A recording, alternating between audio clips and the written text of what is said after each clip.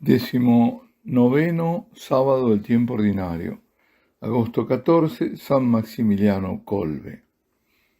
Lectura del Santo Evangelio según San Mateo.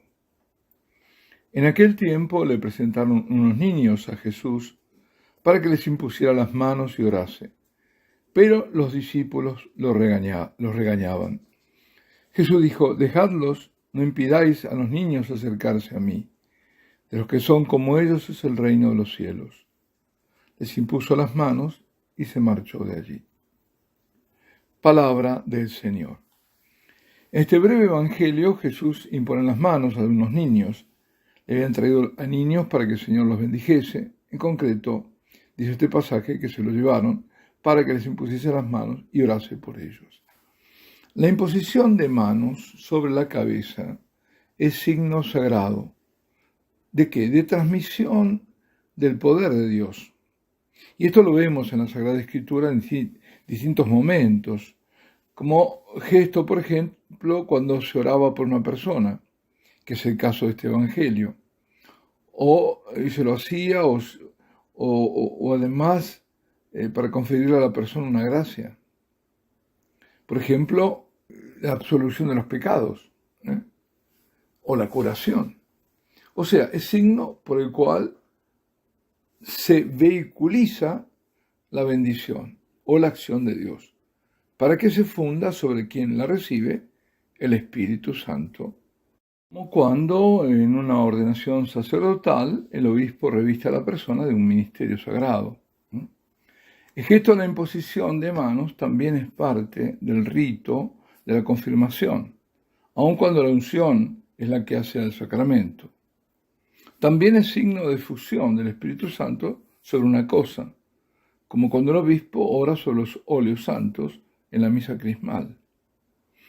Alguien dio esta definición de la imposición de manos. Es un antiquísimo rito de bendición y consagración que expresa la toma de posesión por Dios de una persona o de una cosa, y por la que queda llena del Espíritu Santo. En el Nuevo Testamento, ya en el Antiguo Testamento existe también, pero vamos al Nuevo Testamento, varias veces vemos que hay imposición de manos. Por ejemplo, Jairo, el jefe de la sinagoga, cuando le dice a Jesús: «Mi hija está a punto de morir», y lo urge al Señor a ir a verla y le dice: «Ven, impon las manos sobre ella para que se cure y viva». Algo parecido al Evangelio de hoy le solicitan al Señor cuando le presentan al sordo mudo de la Decápolis y le ruegan que imponga sus manos sobre él. O lo ocurrido con el ciego de Betsaida. Hay una doble imposición. Dice: le trajeron a un ciego pidiéndole que lo tocase. Él lo sacó de la aldea, llevándolo de la mano, le untó saliva en los ojos, le impuso las manos y le preguntó: ¿ves algo? Levantando los ojos dijo: veo hombres, me parecen árboles, pero andan. Y ahora le puso otra vez las manos en los ojos, el hombre miró, estaba curado y veía todo con claridad. Y también muchas otras curaciones, por ejemplo, al comienzo de su ministerio público en Cafarnaún, está en casa de Pedro y ahí San Lucas dice que todos cuantos tenían enfermos de diversas dolencias se los llevaban y poniendo él las manos sobre cada uno de ellos los curaba.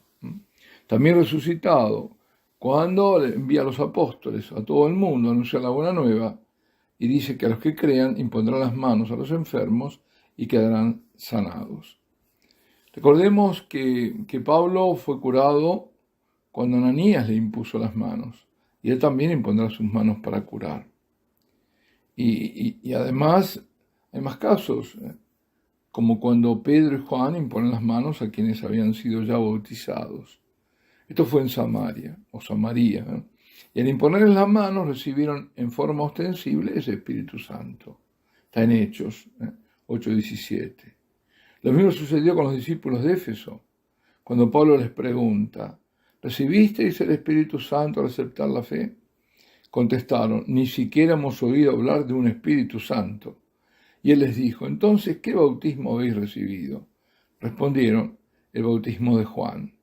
Pablo les dijo: Juan bautizó con un bautismo de conversión, diciendo al pueblo que creyesen en el que iba a venir después de él, es decir, en Jesús. Al oír esto, se bautizaron en el nombre del Señor Jesús, cuando Pablo les impuso las manos, y vino sobre ellos el Espíritu Santo, y se pusieron a hablar en lenguas extrañas y a profetizar. Y también cuando es en semana de misión, ya lo hemos visto, cuando Pablo y Bernabé son enviados, la comunidad le impone las manos, varias veces. Vemos también que cuando hay imposición, en el caso del Espíritu Santo, hay manifestaciones, había ostensibles. Bueno, la práctica esta de imposición de manos es común en los grupos carismáticos. Sobre todo imponen las manos para pedir la efusión del Espíritu Santo sobre una persona y lo hacen comunitariamente, no solo uno, sino 3, 4, 5, todos, ¿no? Yo conozco bien la renovación carismática, la conocí en Italia, en las finales de la década del 80, y vi muchas y grandes cosas. Pero también vi cosas ahí, pero más en Argentina, por ejemplo, que eran exageraciones humanas. Se presta. Si no hay un equilibrio y un sacerdote además que guíe, se presta a exageraciones y a cosas, a iluminismo, a cosas que no son. Me permite un consejo: no se hagan imponer las manos de cualquiera, y menos si no es sacerdote. Atención. Bueno, regresando a este evangelio. Los discípulos del Señor interfieren, ¿cierto? Porque son un obstáculo para que los niños se acerquen a Jesús. Y sus palabras son célebres, ¿no? Dejadnos, no impidáis que los niños se acerquen a mí, de los que son como ellos del reino de los cielos. Es decir, nos está diciendo, en el fondo tenemos que ser como niños. En otra ocasión ya lo había dicho, lo dirá, mejor dicho, cuando los discípulos discutían y competían entre ellos, no, eso había sido antes, sí, sobre quién era el mayor en el reino de los cielos. El Señor le dice: en verdad os digo, si no volvierais a ser como los niños, no entraréis en el reino de los cielos. Quien se hiciere pequeño como este niñito, ese es el mayor en el reino de los cielos. Es decir, Dios nos quiere como niñitos. Él es Padre, y nosotros debemos ser como sus pequeños, que no tienen méritos para mostrar, que confían en su Padre, que son indefensos, dependientes totalmente del Padre. Jesús nos exhorta así a la infancia espiritual, porque es el camino para llegar a Él, para entrar en su reino. Esa espiritualidad fue la de Santa Teresita de Lisieux, o si prefieren llamarla Santa Teresa del Niño Jesús y de la Santa Faz. Esa espiritualidad para ella era la misma esencia del Evangelio, la espiritualidad, la infancia espiritual. Y Benedicto XV la elogia, esta espiritualidad, llamándola el secreto de la santidad. Hoy celebramos a San Maximiliano Kolbe. Su nombre de bautismo es Raimund. Nace al final del siglo XIX, en 1894, en la Polonia central. Sus padres son fervorosos cristianos. El padre es un patriota que no puede soportar la división de Polonia, que entonces estaba dividida en 3 partes, dominadas por Rusia, Alemania y Austria. De los 5 hijos del matrimonio quedan 3 en vida. Porque la situación familiar es de escasos recursos económicos, quiero decir, solo el mayor puede frecuentar la escuela, mientras Raimund, el del medio, aprende algo gracias a un sacerdote y luego al farmacéutico del lugar. En una oportunidad, mientras reza en una iglesia, es chico todavía, se le aparece a la Santísima Virgen, que le presenta 2 coronas, una de lirios blancos y otra de rosas rojas, para que las escogiera. Eran las coronas de la virginidad y del martirio, y él las tomó a las dos. No lejos de donde vivía se establecen los franciscanos, frailes menores conventuales, que les ofrecen educar en el seminario menor a 2 de los hijos. Los niños, como habitan en ese momento en la zona rusa, no habrían podido hacer esos estudios debido al régimen imperante, ¿no? Un dato no marginal. Cuando están libres los padres del cuidado de los hijos, la madre, con el permiso del padre, en 1907, se retira al convento de las benedictinas y luego pasa a otro convento en Cracovia, como terciaria. El padre vive por algún tiempo también en Cracovia, en el convento de San Francisco, y luego parte al combate por la patria, muriendo en manos de los rusos. Raymond siente que la voluntad de Dios es que sea fraile conventual. Ingresa al noviciado, asumiendo el nombre de Maximiliano. Luego es enviado a Roma, se graduó en filosofía en la Gregoriana. Allí en Roma es cuando descubre que padece de tuberculosis, que la va a acompañar esa enfermedad con todos sus altibajos el resto de su vida. Y es siempre en Roma donde siente la fuerte inspiración de combatir por el reino de Dios bajo la protección y guía de María Inmaculada. Es ese tiempo cuando se veía brotar el modernismo, pensemos lo que tenemos nosotros ahora, ¿no?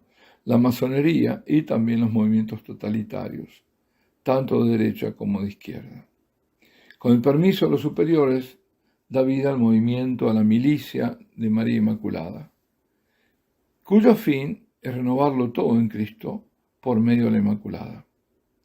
Tiene 24 años, en 1918, cuando es ordenado sacerdote, y la primera misa la celebra en Sant'Andrea del Efrate, el mismo altar en el que en 1842 Alfonso Ratisbon había tenido la aparición de la Virgen y que fue el comienzo de su conversión. La Virgen de la Medalla Milagrosa, ¿no? En 1919 concluye sus estudios en Roma y retorna a Polonia, a Cracovia. Por su salud, por no poder hablar por mucho tiempo, no puede ni enseñar ni predicar, que eran dos cosas que puede hacer perfectamente. Y se dedica íntegramente a la milicia de la Inmaculada. Comienza con la publicación de Caballeros de la Inmaculada y, para su sorpresa, muchos jóvenes se le unen para vivir la vida franciscana. En 1927 comienza la construcción de un nuevo convento en un terreno que había donado un conde, y a este le da el nombre de Niepokalanów, la ciudad de la Inmaculada. Ahora tienen ahí la adoración perpetua. Con el fuego del Espíritu y todas las gracias de Dios, va a Japón y allí funda otro convento y también publica en 1930 los primeros 10.000 ejemplares en japonés de Caballeros de la Inmaculada. Este es en Nagasaki, hace ese convento. Mientras tanto, la publicación original pasa al 1.000.000 de copias. En la ciudad de la Inmaculada de Nagasaki, después de la bomba atómica, huérfanos se van a refugiar en ella, y habrá otros refugiados también. Regresa a Polonia, la obra crece y crece, ya son casi 800, 760 y pico, o 770 los religiosos, y más de un centenar de seminaristas, 124 por ahí. Padre Maximiliano es el padre guardián, así llaman en un convento el superior, de Niepokalanów, a veces me trabo la lengua, en 1936. Luego inaugurará la radio y llega la guerra en 1939. Los alemanes cierran todo, llevan prisioneros a los religiosos. Luego, sorpresivamente, sin explicaciones, los liberan, un 8 de diciembre. Regresados a Niepokalanów, retornan a la actividad y dan asilo a 3.500 refugiados, de los cuales 1.500 son judíos. Dura poco todo esto, los refugiados son capturados o dispersados, el padre Kolbe rechaza la ciudadanía alemana para salvarse y lo recluyen. Recibe maltratos por el solo hecho de su vestimenta franciscana y lo transfieren a Auschwitz. Allí le toca transportar cadáveres al crematorio. Su dignidad de sacerdote y hombre recto, que soportaba, consolaba y perdonaba, hizo que dijera un testigo de la causa de beatificación: Kolbe era un príncipe en medio de nosotros. Un prisionero, cuando a fines de julio los llevaban a la cosecha en los campos, se fuga. Y, como era la costumbre, 10 prisioneros son destinados al búnker del hambre, condenados a muerte, sin poder comer nada. El padre Kolbe se ofrece, en cambio de uno de los que habían sido designados, que era un padre de familia y militar del ejército polaco, declarando Kolbe que él es sacerdote católico. Pues bien, en el búnker, el padre Kolbe alivia la desesperación de los otros y guía la oración de aquella improvisada comunidad de condenados a muerte. van muriendo uno a uno, resignados, en tanto sus voces se reducen a un susurro. Pasadas 2 semanas, el 14 de agosto de 1941, no todos habían muerto.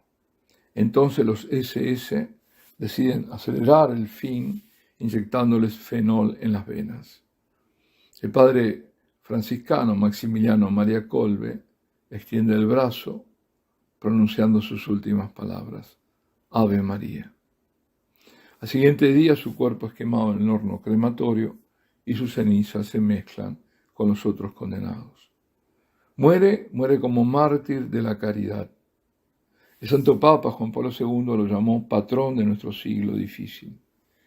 El 10 de octubre de 1982 fue proclamado santo en Roma.